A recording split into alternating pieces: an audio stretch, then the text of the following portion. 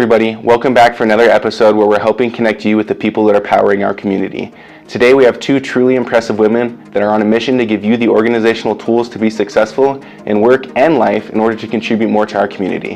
They both come from similar backgrounds in their desire to help others, but each holds a true uniqueness in their own life path. These women have been heavily invested in the nonprofit and health sector because they care about the well-being of their fellow human beings. This burning desire to help others and improve in their own self-development led them to collaborate over a campfire on their current venture. With goals to help people improve their organization, develop inspiring dreams and goals, and implement a plan to achieve that dream, they are truly impacting the lives of those around them. I'm very excited to introduce to you today Stephanie and Heather of Sideline Sisters. Thank you guys for joining me today. I really appreciate it. Thanks for having us. Absolutely. Well, Stephanie, let's start with you. You have a very diverse background in the health field, and you're actually a Division I athletic trainer for a while. Tell us a little bit about that. Yeah, so my background is in athletic training, and I have a master's in kinesiology and health, and I got my master's so that I could work at the college level. So I've worked at Eastern Washington University, the University of Wyoming, and Carroll College as an certified athletic trainer, and pretty much oversaw the health care of up to 250 athletes throughout my time as an athletic trainer, and it was wonderful.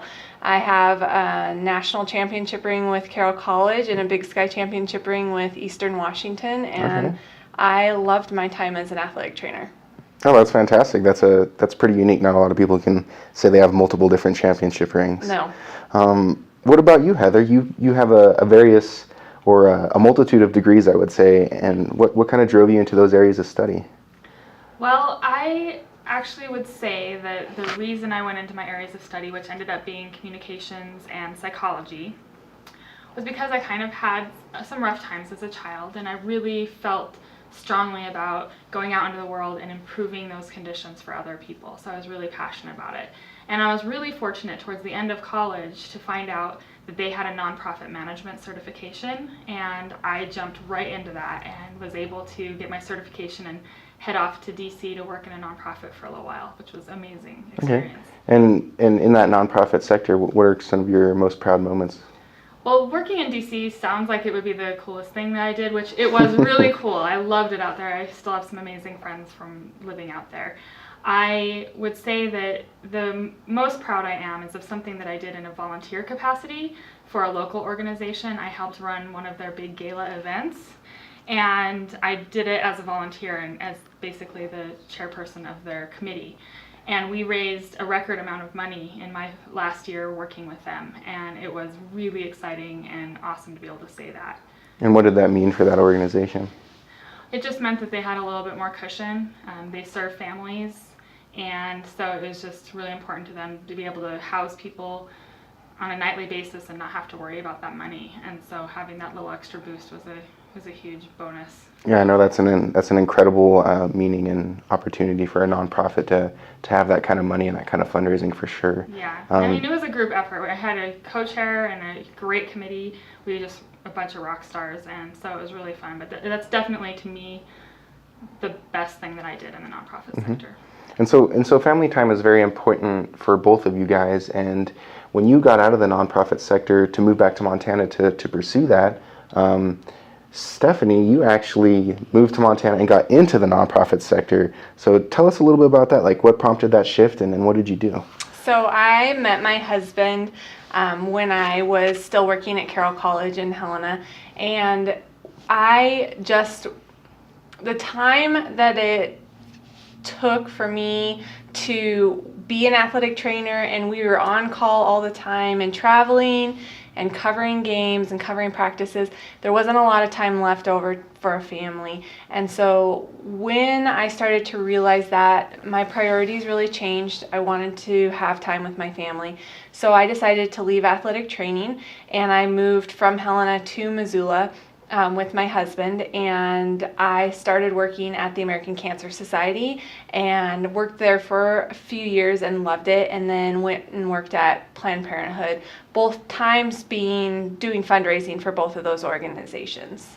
Okay, and so you did that for a while. Is there anything that stands out to you the most during your time at Yeah, so my biggest accomplishment and the thing that stands out the most was my time with the American Cancer Society and being able to oversee 6 of the small Relay for Life events in southwestern Montana.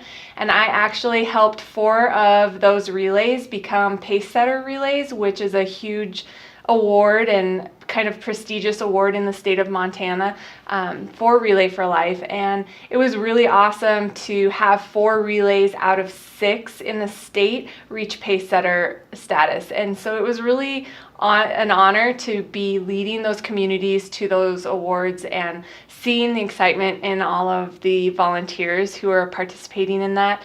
Seeing their excitement in reaching those. So that was really awesome. That's a pretty big milestone for a nonprofit. Yeah. So you guys both really love helping people, and you continued that, Heather, when you transitioned from DC to Montana. What's that driving factor for you? Why do you help people in your day-to-day life and as employment? I feel like our lives are very short, and we need to make an impact, and we need to make a difference. And I sort of realized when I lived in DC that you can make an impact in a really small way. And so coming back to Missoula, coming back to the town that I love so much, I just really felt like I could make a bigger difference here. And I'm so glad I did. I mean, I met my husband, and I've got my kids now, and I've got an amazing community around me that is just fantastic. So I'm just very driven by that. Okay. And you guys' backgrounds and pathways are similar in a way, and that eventually allowed you guys to meet. And through your guys' friendship in the course of interacting with one another, you guys actually had a pretty life-changing conversation over a campfire. Do you guys want to tell us a little bit about that? Sure. So our families hang out a lot, and one of the things that we like to do is we like to go camping. And so one night we were sitting around the fire, and Heather and I were talking about some of the struggles that we were experiencing in our current positions as far as tools that were available or not available to help us stay organized. And we were talking about how cool it would be to start a business together and what would be something that we would do, what were our strengths, and we are both very organizationally minded. And so we started talking about taking our troubles and creating something that would solve that problem, and knowing that the other people that we worked with were experiencing a similar problem. So we knew it was something that was definitely needed, and it just kind of grew from there, and that was 18 months ago. And so that's kind of how Sideline Sisters as a business basically came off the ground, is you guys collaborating your strengths and figuring out how you can use those strengths to help other people. Correct. So what are some of your goals or plans for Sideline Sisters? What are you guys looking to do with the company? So right now people know us for having a planner, and this planner is a goal setting workbook and yearly planner all in one, which is awesome. And it has your call tracking and your client system and your to-do list, and there's a lot of ways to adapt it to your life and take all of those binders and notebooks and things that you have, combined it into one thing. And so that's what we have right now. But what our passion is, and what we see us moving into, and what we will be moving into, is doing more educational classes with individuals and with groups. And so those are going to be things like goal setting classes and dream boarding classes, and really taking something that people think might be cumbersome or boring or not fun at all, and making that fun, making it enlightening, and making it something people like to do so that they can continue to be successful in whatever they're doing, whether that be life or work. Okay, and you guys are actually implementing those next steps with the Missoula Business Women's Symposium that's coming up here pretty soon. Correct. And you guys were invited to be a part of that. Tell us a little bit about that. Go ahead. We're going to be exhibitors at the symposium, which is coming up next weekend, and we're really excited as our first year really being in business and getting to be in front of that crowd. We love the women in business in this community. They're super supportive, and that's fantastic. So we're excited to see if what we have that we've developed is going to be of service to them. And so I'm really excited to see where we go after we've been at the symposium. Yeah, I'll be excited to talk to you guys after that and see what your guys' experience was. And we're actually going to, one of the ways that we are planning to launch some of our goal setting and dream boarding workshops is we're actually giving some of those classes away as a door prize to women who are coming to attend that symposium. So be on the lookout for that, guys. Free classes from these two awesome ladies. Why do you guys do what you do? Why do you pursue this business? I think ultimately the reason that we do it is because we love it. I love knowing that I've helped somebody else's life. We've sold many of our planners, and I've gotten so much personal feedback from people who've implemented it that just blows me away. I mean, 6 months ago we had doubts. I think every new business owner has their doubts, and I was really nervous to kind of enter and do this. But the feedback we've received from people has just been so valuable, and you know, some of it's constructive criticism, but a lot of it is just super positive. This is changing my life. You're really helping me out. So that's why I keep doing it. It's just exciting to me to think that something that I've created and that works for me is actually helping other people. Yeah, that's truly great to come from a value-added position in business to be able to reach out and truly change and touch people's lives, specifically in your guys' realm of organization, dream planning, goal setting. Those are things that truly drive people towards success, and if you don't have them, then it's a lot longer and tougher road to get there. So it's much appreciated, and I think it's much needed.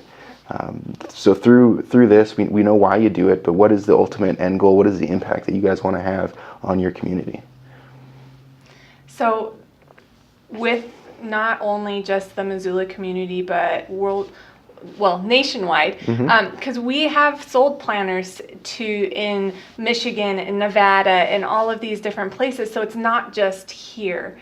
And our goal is really to help people be successful. And when individuals and small business owners are successful in what they're doing, then their success results in not only income that they can turn around and invest in their communities, and also give to whichever organization their heart is leading them to. But it also, success is just their pride and their feelings and their self-worth. And when attitudes are higher and better, that is impactful in the people that they're meeting. And then that just has a ripple effect. It's just that kind of pay it forward type effect. But ultimately, we want to help small business owners be impactful in their business and in their communities and give back in whichever way is meaningful to them.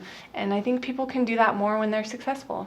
Yeah, that's a pretty powerful why, to be able to say that you come from that true, I care about people, and this is how we are going to help them so that they can in turn help their community. Thank you for sitting down with me today, guys. I really enjoyed getting to know a little bit more about your business and who you are and why you do what you do. Good luck at the symposium coming up. Thank you. And we'll be talking to each other soon. Thank you. Yes, thanks, Thanks, Brady. Thanks for sitting down with us, guys, and watching another episode of Connecting Our Community. We truly appreciate your guys' attention. If you guys want to get a hold of Stephanie or Heather, their contact information will be posted above or in the description. Please be sure to like, follow, and subscribe our channel if you guys want to see more prominent people in our community that are making impact like Stephanie and Heather. If you guys want to get a hold of me with Cornerstone Property Management, where we not only care about our investment partners' bottom line, but also about the impact that we have in our community, our contact information will be posted as well. As always, guys, thank you for listening and stay connected.